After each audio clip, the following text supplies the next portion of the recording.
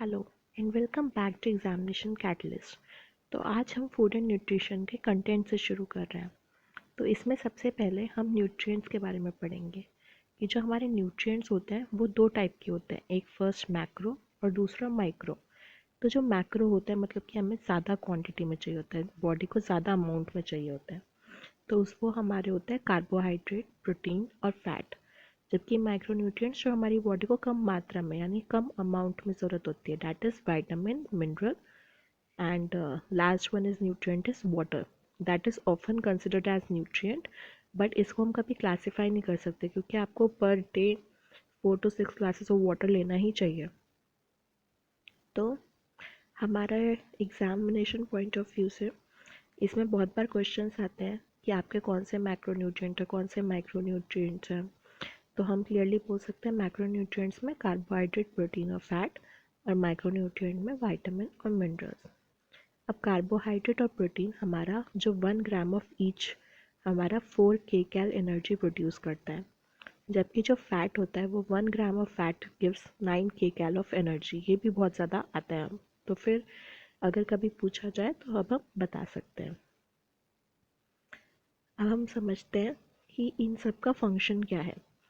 अगर जैसे हमारी बॉडी में एनर्जी चाहिए होता है तो सबसे पहले वो कार्बोहाइड्रेट्स को यूज़ करता है। जैसे कि आपका जितना भी शुगर हो गया, रोटी हो गया, ये सब कार्बोहाइड्रेट्स में आता है। आपका पोटैटो हो गया यानी आलू, ये सब आपके कार्बोहाइड्रेट में इंक्लूड होता है। जब कार्बोहाइड्रेट्स का अमाउंट लेस रह जाता है तो वो फैट और प्रोटीन को भी यूज़ करता है as a energy giving function आपका बॉडी। तो उसके जो फूड सोर्सेज हैं, तो होल ग्रेन सीरियल्स ये आपके कार्बोहाइड्रेट्स में आते हैं। वेजिटेबल ऑयल ये आपका फ़ैट का एग्जांपल है। जैसे इतने सारे आजकल ऑयल्स आते हैं like companies like Saffola, Nutrela, ये सब चीज़ें आपको जो जितने भी ऑयल्स आ गए ये सब आपका फ़ैट होता है। फिर हमारे जितने भी नट्स एंड ऑयल सीड्स हो गए, जैसे कि आपका पीनट हो गया यानी मूंगफली, और कैश्यू नट हो गया, ड्राई फ्रूट्स होते हैं आपके, तो ये सब हमें प्रोटीन्स प्रोवाइड करता है। फिर हमारा बॉडी बिल्डिंग फंक्शन, ये सिंपली हमारा प्रोटीन सपोर्ट करता है। ये कई बार क्वेश्चन आता भी है कि प्रोटीन का मेजर फंक्शन क्या है, तो इसमें बॉडी बिल्डिंग ही आएगा। जैसे आप देखते होंगे कि बहुत लोग जो जिम जाते हैं या जो वर्कआउट करते हैं उनको बोलते हैं कि आप प्रोटीन की आपको बहुत ज़्यादा ज़रूरत है। क्यों? क्योंकि आपको बॉडी बिल्डिंग की मतलब कि आपके अंदर मसल्स बिल्डअप हो, तो इस चीज़ के लिए प्रोटीन रिक्वायर्ड होता है। इसलिए उनको बोलते हैं कि आप ये दालें खाएं, अंडे खाएं, मीट खाएं। अगर आप चिकन वगैरह ये सब नॉनवेज खाते हैं तो मिल्क और मिल्क प्रोडक्ट्स ले, जैसे कि दही, पनीर, दूध, ये सब आपको रिकमेंड किया जाता है क्योंकि वो प्रोटीन के बहुत अच्छे सोर्सेज होते हैं। फिर हमारा प्रोटेक्टिव फंक्शन, ये आपको तीनों चीज़ों से मिलता है, प्रोटीन, विटामिन और मिनरल्स। ये एसेंशियल जैसे अमीनो एसिड्स हो गए आपके, एसेंशियल विटामिन्स होते हैं जिनकी डेफिशिएंसीज है, जैसे विटामिन सी की डेफिशिएंसी से आपको स्कर्वी हो जाता है। तो ऐसे जो छोटी छोटी चीज़ें होती हैं वो आपको प्रोटेक्ट करती है, आपकी बॉडी को प्रोटेक्ट करती है फ्रॉम डेफिशिएंसी डिसीजेस। तो उनके सोर्सेज होते हैं, जैसे प्रोटीन के लिए तो मिल्क, एग, फिश, इसमें भी होते हैं। विटामिन्स ग्रीन लीफी वेजिटेबल्स में बहुत ज़्यादा होते हैं, जैसे कि आपका पालक हो गया, बथुआ हो गया, ये सब चीज़ें आपकी ग्रीन लीफी वेजिटेबल्स में आती हैं। और फ्रूट्स हो गए, तो ये सब चीज़ें आपका सब मिनरल, विटामिन, प्रोटीन सब प्रोवाइड करता है। तो नेक्स्ट अब हम एक एक करके पढ़ेंगे। तो अब हमारा मैक्रोन्यूट्रिएंट में कार्बोहाइड्रेट्स। अब इसका मैंने मेजर फंक्शन आपको बताया कि एनर्जी गिविंग होता है, ठीक है।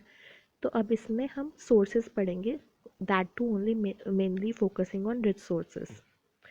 तो ये हमारे इसमें जितने राइस होते हैं, चाहे वो कोई भी टाइप का, ब्राउन राइस, ब्लैक राइस, कोई भी राइस हो, तो वो सब हमारा कार्बोहाइड्रेट में आता है। वीट यानी कि जैसे गेहूँ, रागी, बाजरा, ये सब चीज़ें हमारे कार्बोहाइड्रेट्स में आते हैं।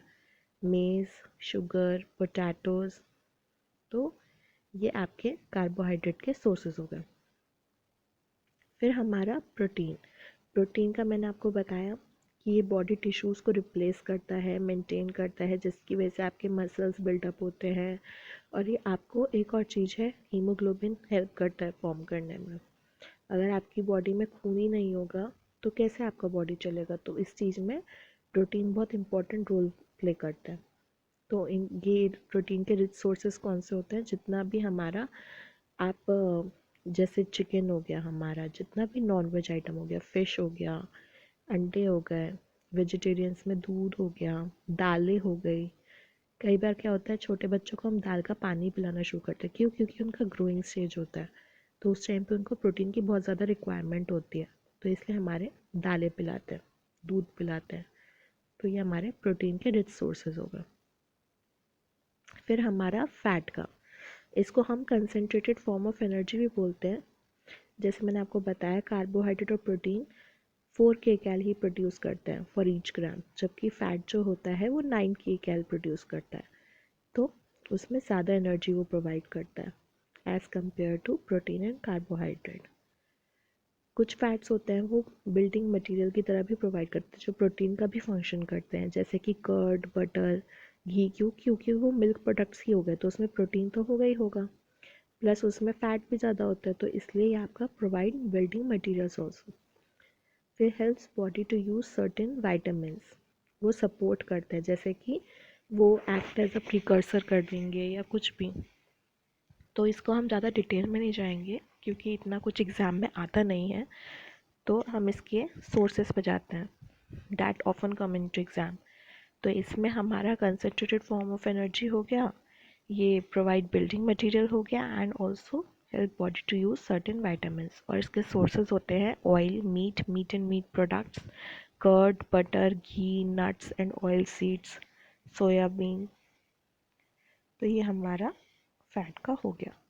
अब हम जाते हैं माइक्रो न्यूट्रिएंट में। मैं अब हम इसमें मिनरल्स में, तो पहला हो गया कैल्शियम। कैल्शियम क्या करता है? आप कितने सारे एड्स देखते हैं, जैसे कोलगेट के आते हैं या कितने और भी एड्स आते हैं आपके, हॉर्लिक्स और पता नहीं कितने सारी चीज़ें आती हैं, उसमें दिखाते हैं कि आपको कैल्शियम की कितना ज़रूरत है आपके स्ट्रॉन्ग बोन्स के लिए, टीथ के लिए। तो तब कैल्शियम की रिक्वायरमेंट होती है। ऑल्सो एडिशनल टू विटामिन के, हमारा क्लॉटिंग ऑफ ब्लड में भी हेल्प करता है कैल्शियम का। लेकिन अगर आपसे एग्ज़ाम में पूछा जाए कि which vitamin helps in clotting of blood, तो ये हम प्रिवेंट्स क्लॉटिंग ऑफ ब्लड, तो उसमें हमारा विटामिन के आएगा। ठीक है। बट अगर दो ऑप्शन दिया जाए कि आप इन दोनों, मतलब 4 ऑप्शंस दिए हैं उसमें से किसी 2 को चूज़ करना है, तो आप कैल्शियम और विटामिन के दोनों को चूज़ कर सकते हैं। तो इसके हमारे कहाँ से रिच सोर्सेज होते हैं?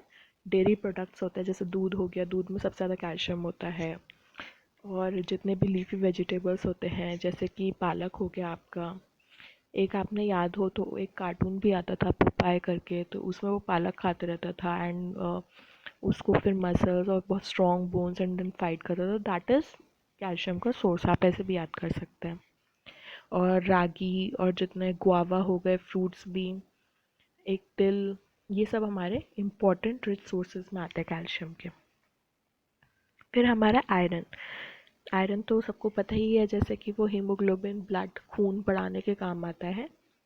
तो आयरन की वजह से ही हमारे जितना भी रेड ब्लड सेल्स हैं वो फॉर्म होते हैं, ऑल्सो वो हीमोग्लोबिन को सपोर्ट करता है बनने में। तो फिर उस वजह से आपका खून बढ़ता है, जितना ज़्यादा आयरन होगा उतना ज़्यादा आपकी इम्यूनिटी होगी। तो इसको हमारे, ये सब हमारे रेड मीट लाइक बीफ, इनसे मिलता है, फिश से मिलता है, एग्स हो गए, beans, legumes, green leafy vegetables, यहाँ पे GLV का मतलब ग्रीन लीफी वेजिटेबल्स होता है, और होल ग्रेन सीरियल्स। तो आप देखेंगे कि मोस्टली सबके सोर्सेज सेम है, जैसे जितने भी माइक्रो न्यूट्रिएंट्स हैं वो सारे ग्रीन लीफी वेजिटेबल्स हैं।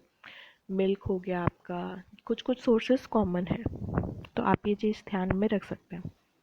फिर जैसे हमारा नेक्स्ट हो गया आयोडीन। आयोडीन हमारा बहुत ही इम्पोर्टेंट रोल प्ले करता है फिज़िकल एंड मेंटल ग्रोथ में, इसलिए इसको हम आजकल आप देखेंगे नमक में हर जगह आयोडीन होता है, फोर्टिफाइड होता है आपका फूड आयोडीन से। क्यों? क्योंकि वो आप जैसे ग्रोइंग स्टेज में आपके मेंटल ग्रोथ और फिज़िकल ग्रोथ को बहुत ज़्यादा सपोर्ट करता है।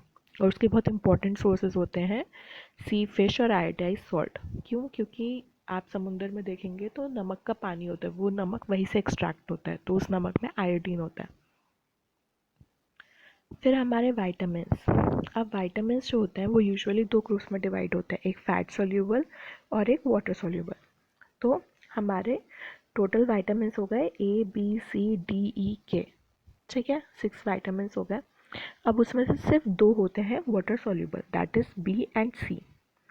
तो बाकी हमारे जितने भी बचे वो सब हमारे फैट सोल्यूबल हो गए, यानी कि आप सपोज फैट अगर ले रहे हैं घी, तो वो घी में डिज़ोल्व हो जाता है। बाकी विटामिन बी और विटामिन सी डिज़ोल्व नहीं हो पाते, वो एक लेयर की तरह ऊपर फॉर्म हो जाते हैं।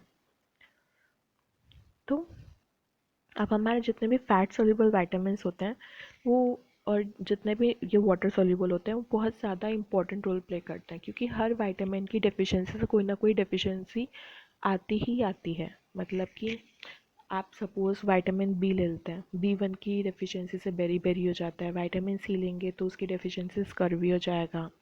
ए की डेफिशिएंसी से नाइट ब्लाइंडनेस हो जाएगा। तो ऐसे करके कुछ ना कुछ प्रॉब्लम, तो इसलिए हमारा हर विटामिन बहुत इंपॉर्टेंट होता है। और इसके यूजुअली सोर्सेज जो होते हैं वो जितने भी सिट्रस फ्रूट्स हैं, ठीक है, तो वो आपको विटामिन सी का जितना भी है सब रिक्वायरमेंट पूरा कर देते हैं।